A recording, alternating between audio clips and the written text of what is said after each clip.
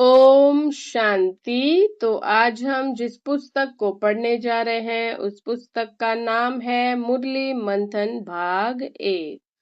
तो आज हम अध्याय 5 शुरू करने जा रहे हैं। तो अध्याय 5 का टाइटल है बेहद का वैराग्य, परमात्मा स्मृति से पुरानी दुनिया से सहज मुक्त होने की कला। तो चलिए इस मुरली के पॉइंट को विस्तार से समझते हैं इस मुरली मंथन के द्वारा। तो ओम शांति। आज 2 अप्रैल की साकार मुरली में बाबा एक अत्यंत गहरा और जीवन बदलने वाला महावाक्य देते हैं कि इस पुरानी पतित दुनिया से तुम्हारा बेहद का वैराग्य चाहिए, लेकिन इस वाक्य को केवल बाहरी त्याग या दुनिया से भागने के रूप में समझ लेना सबसे बड़ी भूल है, क्योंकि बाबा जिस वैराग्य की बात कर रहे हैं वह जबरदस्ती का नहीं बल्कि अनुभव से स्वतः उत्पन्न होने वाला वैराग्य है। ऐसा वैराग्य जिसमें आत्मा संसार के बीच रहते हुए भी उससे भीतर से मुक्त हो जाती है, और यह तभी संभव है जब आत्मा निरंतर परमात्मा स्मृति में स्थित हो जाए। इसलिए सबसे पहली और मूल विधि यही है कि बाबा की याद निरंतर बनी रहे, लेकिन यहाँ भी एक बहुत सूक्ष्म समझ की आवश्यकता है, क्योंकि अधिकांश आत्माएं याद को केवल एक मानसिक क्रिया मान लेती हैं। जैसे दिन में समय निकालकर भगवान को याद करना, मुरली की बातें दोहराना या कुछ समय योग में बैठ जाना, परंतु यह सच्ची स्मृति नहीं है, यह केवल प्रयास है। और प्रयास से कभी निरंतरता नहीं आती। सच्ची स्मृति तब बनती है जब आत्मा मुरली सुनते समय ही पूरी तरह उसमें डूब जाती है, उसी क्षण परमात्मा की बातों में खो जाती है। क्योंकि यदि जब स्वयं परमात्मा सामने ज्ञान दे रहा है उस समय आत्मा का मन इधर उधर भटक रहा है, आधा ध्यान कहीं और है, तो बाद में पूरे दिन उस स्मृति को बनाए रखना असंभव हो जाता है। तो इसलिए पहला और सबसे महत्वपूर्ण अभ्यास यही है कि जब भी मुरली सुनो उस समय कोई दूसरा कार्य, कोई दूसरा विचार, कोई दूसरा महत्व न रहे।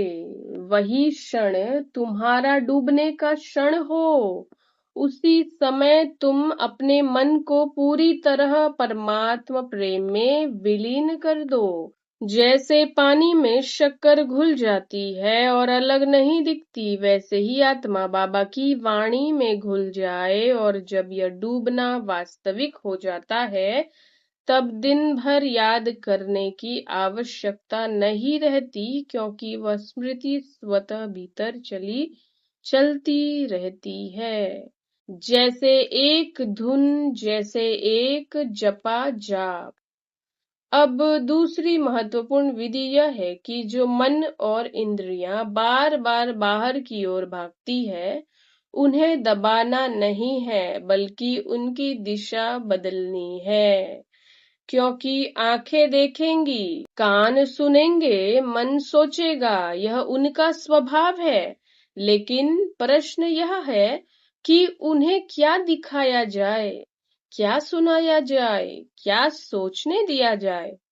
इसलिए बाहर की हर वस्तु को भी इस प्रकार प्रयोग करना है कि वह हमें भीतर की ओर ले जाए, जैसे आंखों से संसार को देखते हुए भी हर जगह परमात्मा को अनुभव करना, हर दृश्य में बाबा को देखना, हर रूप में एक ही सत्य को पहचानना, और कानों को भी व्यर्थ बातों से हटाकर ऐसे गीत, ऐसे शब्द, ऐसे महावाक्य देना जो आत्मा को भीतर खींच ले, जिससे बाहरी आकर्षण समाप्त होकर भीतर की धुन जागृत हो जाए। इसी प्रकार मन जब योग में बैठते समय भटकता है और विभिन्न व्यक्तियों, संबंधों या घटनाओं की स्मृतियां लाता है तो उन्हें हटाने या दबाने की आवश्यकता नहीं है, बल्कि उसी स्मृति को साधन बनाना है।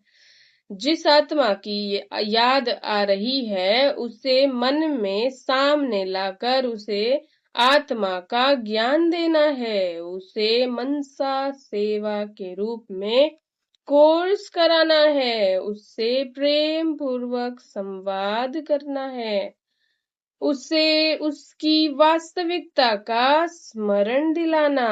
इससे दो कार्य एक साथ होते हैं, मन भटकता नहीं बल्कि सेवा में लग जाता है, क्योंकि जो स्मृति पहले विकार या बोझ बनती थी, वही अब पुण्य और शक्ति का स्रोत बन जाती है। इस प्रकार धीरे धीरे मन की दिशा बदल जाती है और वह स्वतः ही परमात्मा की ओर मुड़ने लगता है।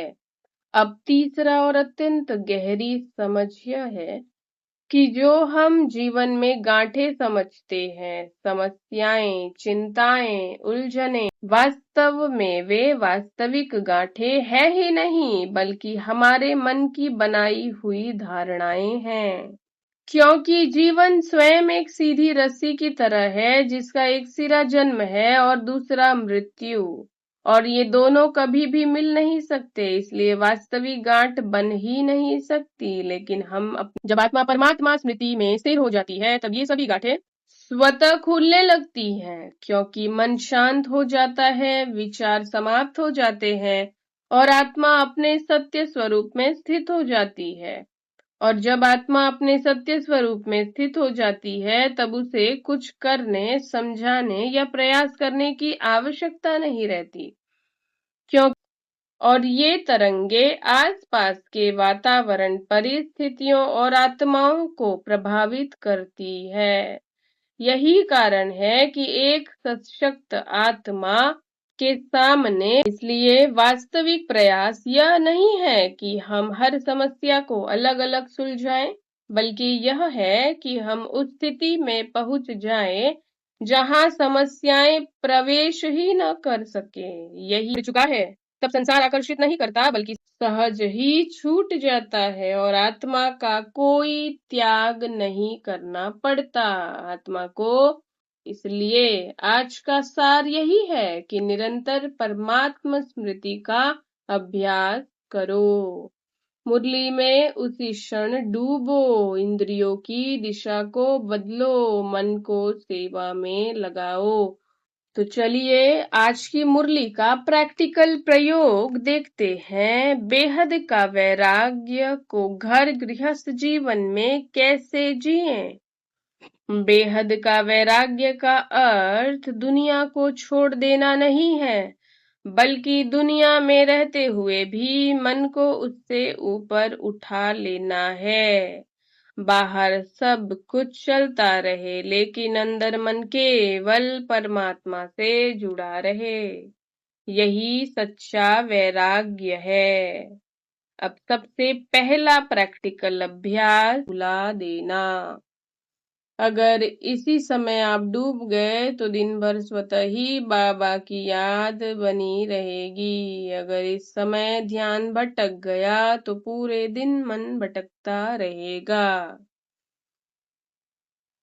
तो दूसरा अभ्यास दिन भर की गतिविधियों में करना है। जब आंखें बाहर की चीजें देखना चाहती हैं, तो उन्हें रोकना नहीं, बल्कि दिशा बदलनी है। जैसे बाजार में जाओ, लोगों को देखो, लेकिन हर एक को आत्मा समझकर देखो। यह अभ्यास करना ही, यह शरीर नहीं, यह भी आत्मा है। धीरे धीरे आंखें पवित्र हो जाएंगी और बाहर देखने पर भी। तो चौथा अभ्यास मन के साथ करना है, जो सबसे महत्वपूर्ण है। जब भी आप योग में बैठे हो और किसी व्यक्ति की याद आने लगती है, कोई रिश्तेदार, कोई ऑफिस का व्यक्ति, कोई जिससे मन दुखी है, तो उसे हटाना नहीं, बल्कि उसी को सामने बैठा कर मन ही मन उसे आत्मा का ज्ञान देना है। जैसे तू आत्मा है, तेरा स्वरूप शांति है, बाबा तुझसे प्यार करता है, यह मनसा सेवा है। इससे दो फायदे होंगे, एक तो वह स्मृति पवित्र हो जाएगी, दूसरा आपका मन भटकेगा नहीं बल्कि योग में ही जुड़ा रहेगा। अब पांचवा अभ्यास घर गृहस्थ की समस्याओं में करना है। जैसे घर में खर्चे की चिंता, बच्चों की पढ़ाई की चिंता है, रिश्तों में उलझन है, इन सबको गांठ समझ लिया जाता है, लेकिन सच्चाई यह है कि जीवन में कोई गांठ है ही नहीं, हम ही उसे गांठ बना लेते हैं। आज से हर समस्या के लिए एक ही संकल्प करना है कि यह भी ड्रामा का एक सीन है। मैं आत्मा हूँ और बाबा मेरे साथ है। जैसे ही यह दृष्टि आती है, समस्या हल्की हो जाती है और मन ऊपर उठ जाता है। छठा अभ्यास प्रतिक्रिया रिएक्शन के समय करना है। जब कोई कुछ उल्टा बोल दे या परिस्थिति विपरीत हो जाए तो तुरंत प्रतिक्रिया देने के बजाय 5 सेकंड रुकना है। अंदर यह अनुभव करना है कि मैं आत्मा हूँ, मेरा स्वरूप शांति है। फिर जवाब देना है। इससे आप देखेंगे कि बात बिगड़ने के बजाय सुधर जाएगी। तो पहले क्या करना है कि जब यह अभ्यास लगा तो आत्मा अपने सत्य स्वरूप में स्थित होने लगती है और उसी स्थिति से शांति, प्रेम और आनंद की ऐसी शक्ति निकलती है कि परिस्थितियां भी आपके अनुसार बदलने लगती हैं। यही बेहद का सच्चा वैराग्य है, दुनिया में रहते हुए भी दुनिया से ऊपर उठ जाना। तो